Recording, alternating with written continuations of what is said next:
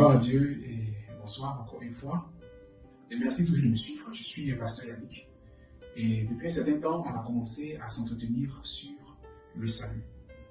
Nous avons déjà répondu à la question de savoir qui est le salut.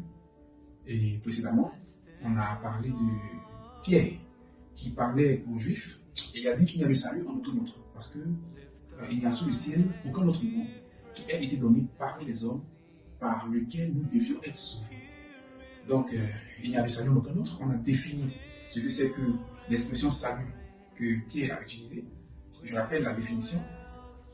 On a dit qu'il a utilisé soteria, qui en fait signifie délivrance. Donc, on peut toujours reformuler ce qu'il a dit. Il n'y a de délivrance en aucun autre.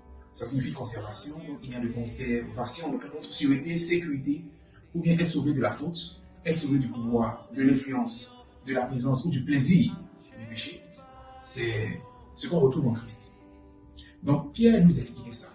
Et je nous dis, bien aimé, souvent, la question du salut est pour beaucoup problématique, puisqu'on ne sait pas bien comment se positionner vis-à-vis du salut. Il y a une considération que tu peux faire sur le salut, comme quoi c'est quelque chose que Dieu te donne, puisque le salut se présente comme un don gratuit. C'est ça? Puisqu'on dit un don gratuit, on pourrait croire que Dieu nous accorde gratuitement peut-être un endroit où on peut partir vivre. Mais en réalité, ce n'est pas ce que Dieu fait. Ce n'est pas ce qui est présenté comme le salut. Le salut, c'est une naissance. C'est une apparition. Le salut, c'est un changement de nature. C'est un changement d'endroit. J'espère que vous comprenez. Le salut, c'est un changement d'endroit, c'est une naissance. Donc, quand on parle du salut, il ne faut pas forcément voir une chose. Qu'est-ce que Pierre est en train de dire? Il dit qu'il n'y a de salut en aucun autre. Ça veut dire que la question qui concerne le salut doit être vue en Jésus-Christ. Mais qu'est-ce qui s'est passé en Christ? Qu'est-ce qui s'est passé en Christ et qui fait qu'on dit qu'il est le salut?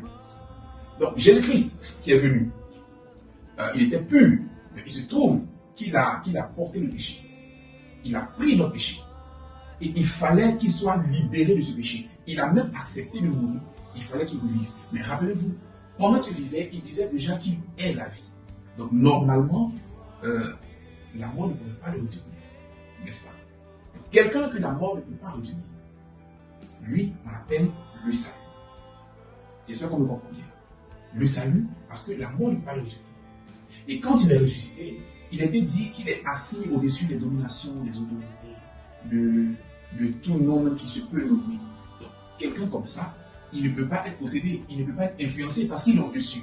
Et cette position qu'il a reçue, c'est la position du salut. J'explique encore. Quand Jésus est revenu des morts, on remarque dans le livre de Matthieu, au chapitre 28, du verset 18, il a dit « Tout pouvoir m'a été donné dans les cieux et sur la terre ». Ça, c'est la position du salut. Donc le salut, c'est la personne qui est au-dessus de tout. La personne que rien ne peut effrayer, que rien ne peut influencer, mais qui influence ce qui l'influençait avant. Donc, qui a toute autorité. Que Dieu vous bénisse.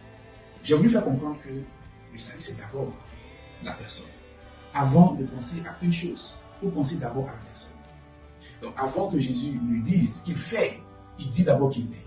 Merci beaucoup, Dieu vous bénisse chez vous. C'était le pasteur Yannick. Bien.